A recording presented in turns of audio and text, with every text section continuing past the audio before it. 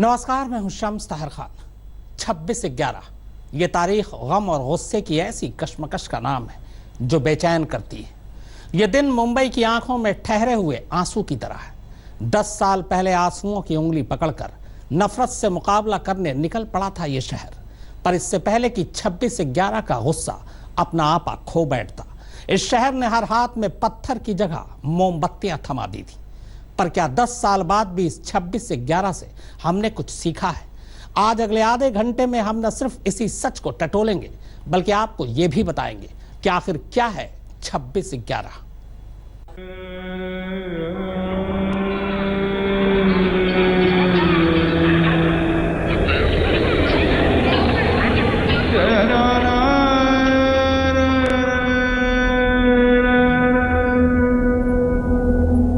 जो भी हुआ था, किसने किया था पता नहीं, बस इतना मालूम है हमको, जिंदा इंसानों के बिखरे टुकड़ों में मेरा बच्चा भी शामिल था।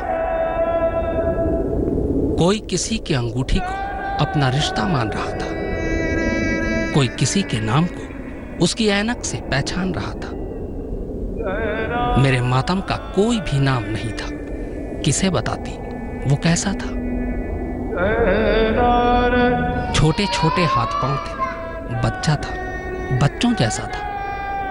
पता नहीं जिस कब्र पे उसके नाम का पत्थर लगा है उसमें वो कितना है, लेकिन घर के ताक में उसकी जो तस्वीर लगी है उसमें वो पूरा है अब तक।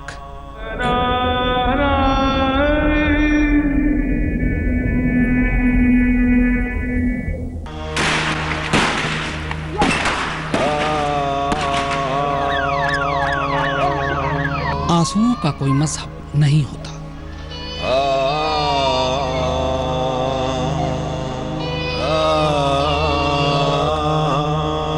दर्द की कोई जात नहीं होती,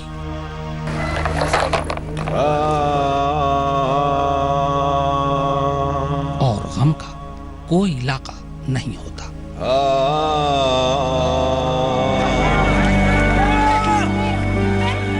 दहशतगर्दी सिर्फ उन गोलियों और बमों का नाम नहीं जिन्होंने मेरे जिस्म को अपना निशान बनाया। ये खौफ सिर्फ उन तक महदूद नहीं था जो इनका निवाला बने। यह आतंक आज भी किसी गली के वो नेता जो खुद अपनी हिफाजत में जरा भी कमी बर्दाश्त नहीं करते। सच पूछिए तो आम हिंदुस्तानी चाहता है कि जिस तरह 9/11 के बाद अमेरिका में फिर किसी आतंकी हमले की हिम्मत नहीं हुई, उसी तरह अपने देश में भी 26/11 के बाद आतंक का यह सिलसिला खत्म हो जाना चाहिए। गम लाख हो, लेकिन हमें आगे बढ़ना है। एक रोशन ख्याल और उभरते हिंदुस्तान की उम्मीद सिर्फ हमें ही नहीं, पूरी दुनिया को है।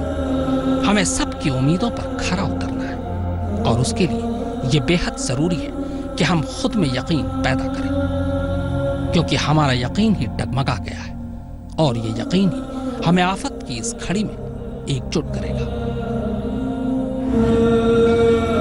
मुझ पर हमले के बाद जिस तरह लाखों लोग एक साथ आकर खड़े हो गए, ये एहसास हिम्मत जगाता है।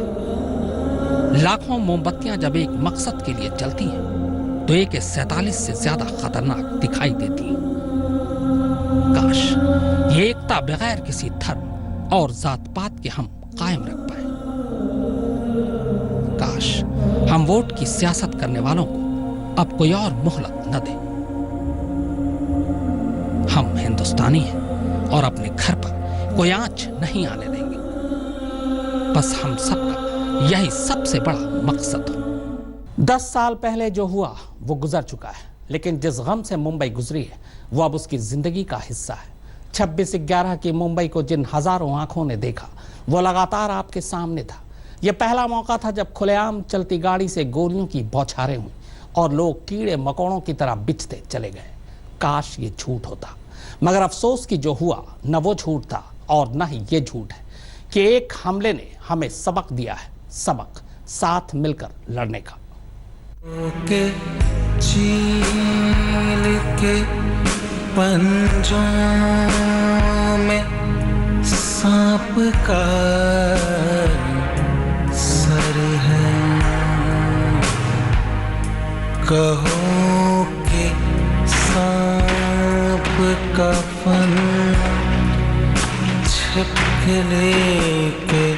ऊपर है। कहो के मुँह में उसे छिपकली के झिंगुर है। कहो के चिमटा झिंगुर की दस्त रस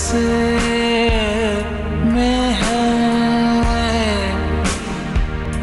कहो के जो भी यहाँ है किसी कफस में है।